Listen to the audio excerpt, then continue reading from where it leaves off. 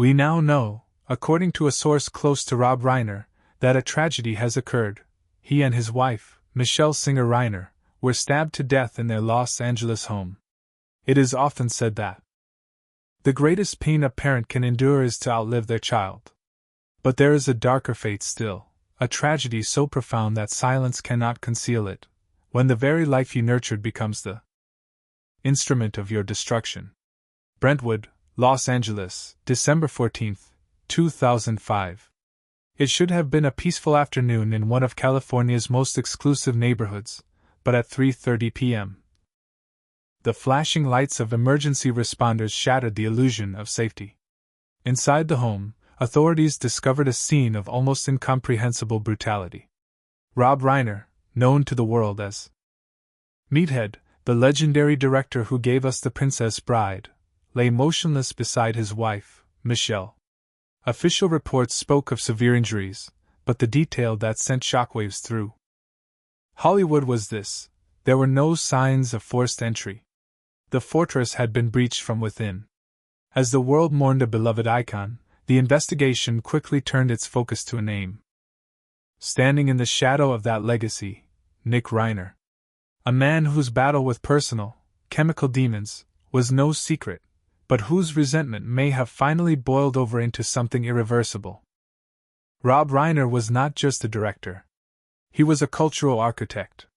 From the rebellious spirit of All in the Family to the tender nostalgia of Stand By Me, he understood the human heart like few others.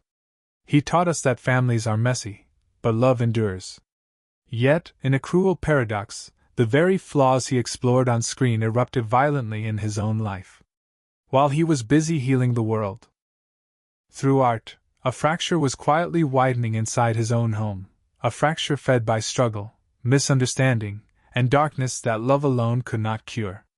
Today, yellow police tape seals the home of the man who gave us so much, leaving behind a painful question: was his end a tragedy born of an inability to save the person who mattered most?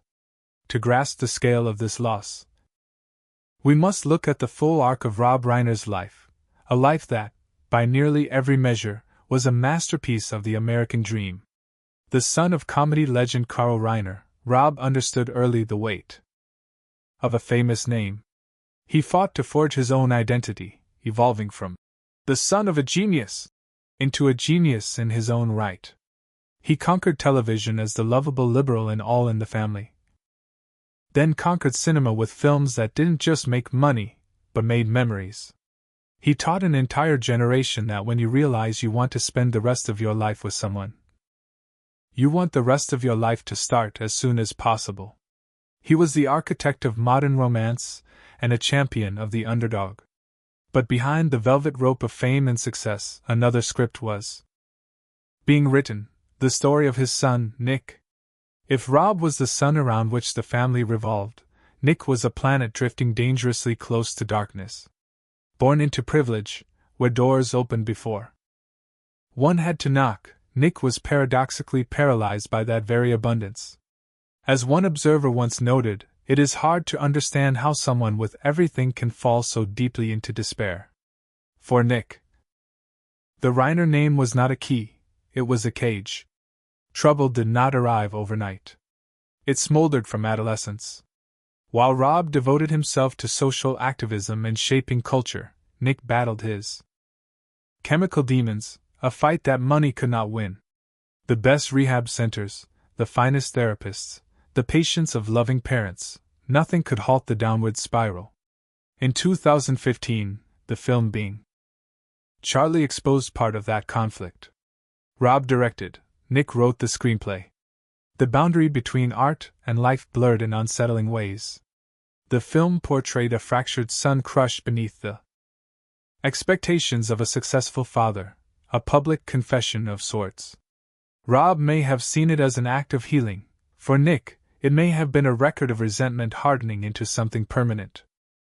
The Reiner family tragedy was middle child syndrome, magnified by Hollywood standards. Nick struggled not only with addiction, but with relevance inside a home built on excellence. When a child feels they can never measure up to the monuments their parents erect, sometimes they choose to burn the monuments down. Resentment, the anger of a child toward parents who only want the best, is a poison with no antidote. Rob and Michelle tried everything: strictness, unconditional support, even distance as a form of self-preservation. But the vortex of dependency devoured gratitude, leaving only a sense of entitlement. Over the years, the distance grew. Rob became increasingly absorbed in politics. Nick's world narrowed.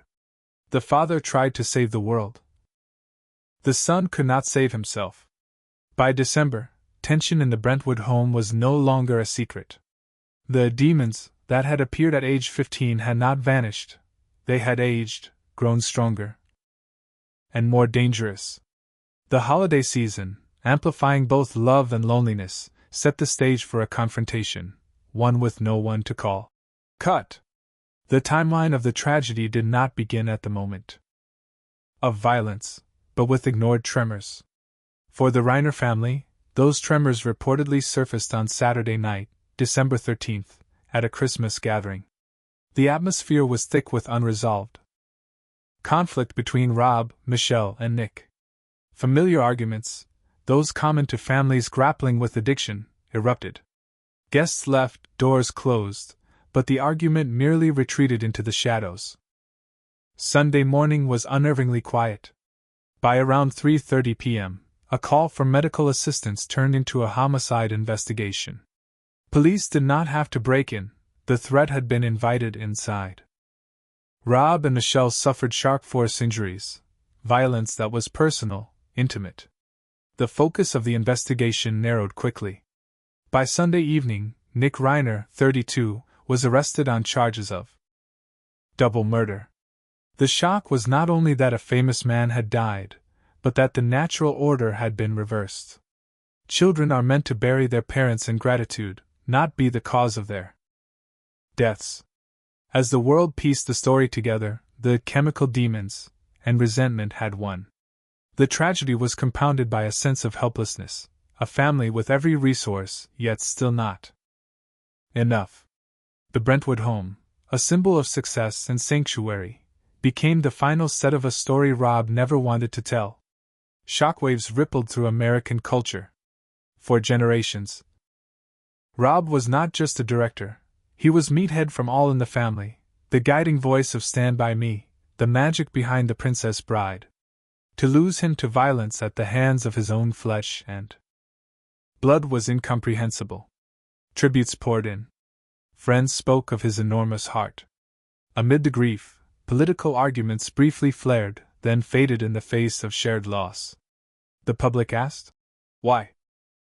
Recognizing that money is not a shield, and that privilege itself can be toxic. Rob Reiner's legacy is now shadowed. The art remains beautiful, but the context is painful. The man who crafted perfect endings was denied a gentle one.